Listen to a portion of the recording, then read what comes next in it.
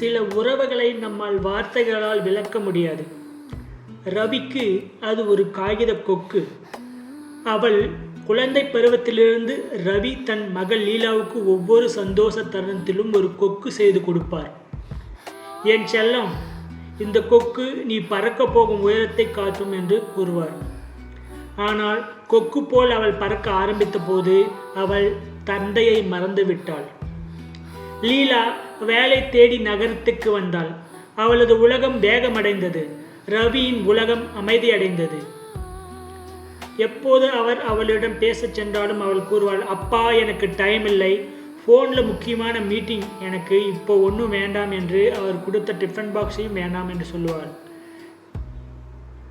ரவி, இந்த பூவில் எத்தனை அழகு, இங்கே பார் என்று லீலாவிட சொல்லும்போது அவள், அப்பா ப்ளீஸ், நான் ஒரு ரீல் ஷூட் பண்ணணும், கொஞ்ச நேரம் சும்மா இருங்க என்று அவரை அடக்குவாள். ரவிக்கு அன்று ஏனோ மனம் சரியில்லை. ஒரு கனமான உணர்வு. அவர் கடைசியாக ஒரு கொக்கு செய்ய முடிவு செய்தார். அவர் எடித்த காகிதம் சாதாரணமானது அல்ல. அது லீலா தன் கையால் வரைந்த ஒரு பழைய ஓவியம். என் பொண்ணு சந்தோஷமா இருக்கணும், அதுக்கு என்னோட ஆசீர்வாதம் எப்போது இருக்கணும் என்று நினைத்தார். லீலா ஒரு மிக முக்கியமான வீடியோ காலில் இருந்தாள். அவளது உலகின் அத்தனை சத்தமும் அந்த போனிலிருந்து மட்டுமே வந்தது. ரவி அப்பொழுது, லீலா, நான் உங்ககிட்ட ஒரு விஷயம் சொல்லட்டா என்று கேட்கும்போது லீலா அவரிடம், அப்பா நான் பேசிகிட்டு இருக்கேன், நான் உங்ககிட்ட அப்புறமேட்டுக்கு பேசுகிறேன், இது ரொம்ப ஒரு முக்கியமான கான்ஃபரன்ஸ் கால், நான் இதில் என்னை கான்சன்ட்ரேஷன் பண்ண விடுங்க அப்படின்னு சொல்லி அவரிடம் சொன்னார். அவள் போனை வைத்த சில நொடிகளிலேயே அவளது உலகம் தலைகீழானது. அவளுக்கு தகவல் வந்தது. முதலில் அதிர்ச்சி, பிறகு அந்த காலியான அறையில் குற்ற உணர்வு மட்டுமே இருந்தது. அவள் கையில் இருந்த கொக்கு, அது அப்பாவின் கடைசி பரிசு.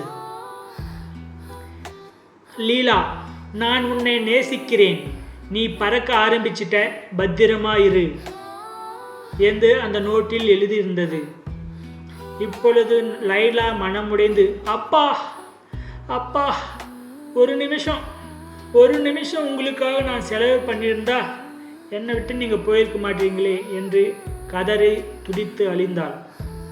அதனால் மக்களே, உங்களுக்கு இதனால் என்ன கூறப்படுகிறது என்றால், there may be no tomorrow, spend this moment you have with your loved ones.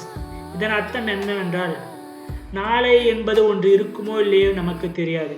உங்களின் நேரத்தை உங்களை நேசிப்பதற்காக இன்று முழுவதுமாகவும் செலவு பண்ணுங்கள் என்று இதன் மூலம் நான் கூறி விடைபெறுகிறேன்.